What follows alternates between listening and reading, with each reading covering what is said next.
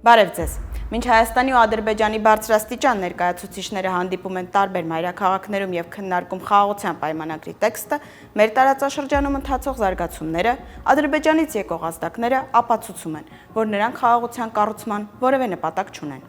Օրեր առաջ Չմիավորման շարժման արտգործ նախարարների նիստի ժամանակ Բաքվի բռնապետ Իլհամ Ալիևը հայտարարեց.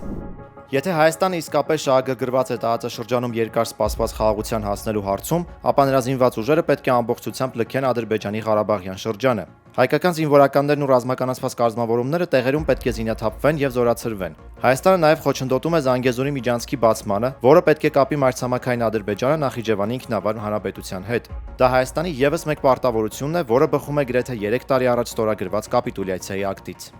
Այս ելույթով Ադրբեջանի ղեկավարն ապացուցում է, որ իր համար նոյեմբերի 9-ի թուղթը ոչ թե հրադադարի մասին հայտարարություն էր, այլ կապիտուլյացիայի ակտ։ Հիշեցնեմ, որ եռակողմ հայտարարությունում որևէ հիշատակում կամ խոսք չկար Արցախի վերջնական կարգավիճակի մասին։ Հիմա բանակցվող խաղաղության պայմանագրով Հայաստանի ներկայիս ղեկավարությունը պատրաստվում է Արցախը ճանաչել Ադրբեջանի մաս, դրանով իսկ լուրջ ռիսկեր ստեղծելով Արցախում ապրող 120,000 հայերի համար։ Նիկոլ Փաշինյանի ելույթներից դատելով ինքը պատրաստ է նաև զիջումների գնալ Հայաստանի տարածքների հաշվին, ռիսկի տակ դնելով Հայաստանն Իրանին ու Վրաստանին կապող միջպետական ճանապարհները։ Փաստացի, ընթացող զարգացումներից դատելով Ալիևի ընկալմամբ եւ մեկնաբանությամբ Փաշինյանը պատրաստվում է այսպես կոչված կապիտուլյացիայի ակտը վավերացնել ճակերտավոր խաղաղության պայմանագրով, այս անգամ արդեն թիրախի տակ դնելով Հայաստանի տարածքն ամբողջությամբ։ Ելույթից ակնհայտ է նաև, որ Ալիևը որևէ կերպ չի հրաժարվում Հայաստանի Սյունիքի մարզի նկատմամբ ունեցած իր տարածքային հավակնություններից։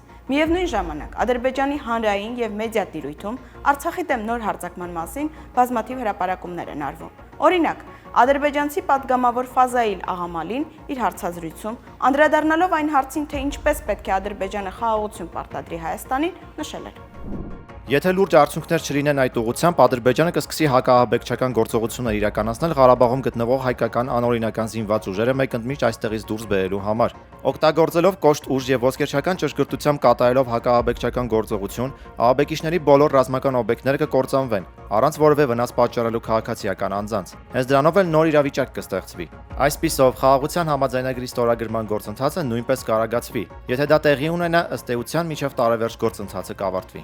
Ադրբեջանի գործելավոճը հստակ է։ Բանակցային սեղանի շուրջ փորձել մաքսիմալ զիջումներ կորզել հայկական կողմից։ Եթե հայկական կողմը չգնա նոր զիջումների, ապա բանակցություններից առաջ կամ հետո գնալ նոր սադրանքի կամ էսկալացիայի, փոխել իրադրությունը գետնի վրա ու հետո արդեն դրա հիման վրա հասնել նոր զիջումների։ Հենց այդ նպատակով էլ հուլիսի 21-ին Բրյուսելում սպասվող հանդիպման նախօրեին լարում են իրադրությունը Արցախի շուրջ, դրանով իսկ փորձելով հարկադրել հայկական կողմին հրաժարվել անգամ միջազգային մեխանիզմներով Բաքու Ստեփանակերտ երկխոսության գաղափարից։ Հայկական կողմն էլ այս վտանգավոր գործելավոճը հստակ փաստերով իր միջազգային գործընկերներին ներկայացնելու ու նրանց օգնությամբ Ադրբեջանին զսպելու փոխարեն անընդհատ հայտարարում է նոր զիջումների գնալու պատրաստակամության մասին։ Ինչ է ստանում դրա դիմաց։ Նոր ագրեսիա, զոհեր եւ կորուստներ։ Իշխանության խաղաղության դարաշրջանի հռչակումից 1 տարի անց 2022-ի սեպտեմբերին մենք ունեցանք ագրեսիա ու լայնամասշտաբ հարձակում Հայաստանի դեմ։ Ավելի քան 200 զոհ եւ տարածքային կորուստներ։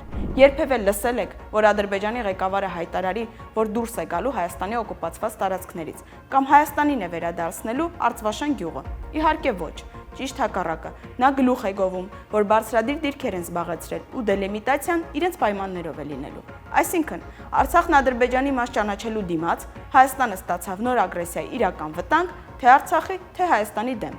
Բոլոր միջազգային գործընկերներն գիտեն, որ Արցախում հայկական բանակ չկա։ Կա Արցախի պաշտպանական բանակ, որի խնդիրը 120,000 հայերի ֆիզիկական պաշտպանությունն է։ Ադրբեջանի նպատակը պարզ է՝ զինաթափել այդ մարդկանց, դրանով իսկ հեշտացնելով հայերի տեղահանման գործընթացը։ Հայաստանի իշխանությունները կամ պետք է հրաժարական տան, կամ ամբողջությամբ փոխեն բանակցային ռազմավարությունը։ Այսպես շարունակելու դեպքում մենք միայն նորանոր կորուստներ ենք ունենում, ընդ որում եւ բանակցություններով, եւ ագրեսիաների հետևանքով։ Պետք է հստակ ամրագրվի ուժի սպառնալիքի բացառման սկզբունքը։ Միջազգային միջնորդներին պետք է ասվի, որ եթե նրանք չեն բռնում Բաքվի ձեռքը, չեն կանխում նոր ագրեսիաները, ապա նրանց միջնորդական ջանքերը անիմաստ են։ Ի վերջո, խաղաղությունը դա թուղթ չէ։ Դա մտածելակերպի փոփոխություն է, դա քաղաքական կամք է։ Նիկոլ Փաշինյանի ու նրա թիմի պատկերացմամբ խաղաղության պետք է գնալ ցանկացած գնով, իսկ Իլհամ Ալիևի անթաքույց նպատակն է հասնել հայոց պետականության վերացմանը։ Դա պարզ իրողություն է։ Հենց դրա համար էլ մեր երկիրը կոչում են Արևմտյան Ադրբեջան,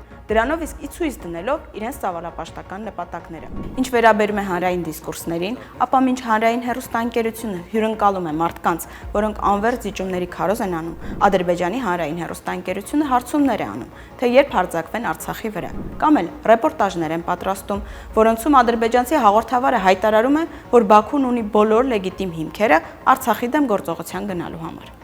Բրյուսելյան հանդիպումից առաջ հայկական կողմը շատացրել է սադրիչ գործողությունները, բայց նրանք չպետք է մոռանան, որ այսօր սեղանին դրված է հայկական պետության լինել-չլինելու հարցը։ Դուք եք որոշում կամ գոյություն չեք ունենա, կամ էլ մեր պայմանները կընդունեք։ Ամփոփելով փաստենք, խելացի, պրոֆեսիոնալ ու հետևողական աշխատանքի դեպքում Հայաստանը ունի հնարավորություններ շատ ավելի շահավետ լուծումների ու քննարկումների հասնելու բանակցություններով։ Դրա համար պետք է քաղաքական կամք ու համառ աշխատանք։ Եթե ամեն կրակոցից հետո մենք նոր զիջումների ենք գնում, ապա մենք կրակոցների եւ զիջումների պակաս չենք ունենա։ Խաղաղություն ուզում ենք բոլորս, բայց արժանապատիվ ու արդար խաղաղության հասնելու համար պետք է ոչ թե անվերջ զիջել, այլ համառորեն աշխատել, հակառակորդի վտանգավոր քայլերը ժամանակին կանխելու ու չեզոքացնելու համար։ Անկասկած, մենք դա կարող ենք անել։ Այսքան այս թողարկման համար։ Իմացեք, թե ինչ քարոզչություն է տարվում հակառակորդ երկրում, որպեսզի չխաբվեք մեր հանրային տիրույթում խաղաղության կեղծ քարոզիչների վտանգավոր թեզերի։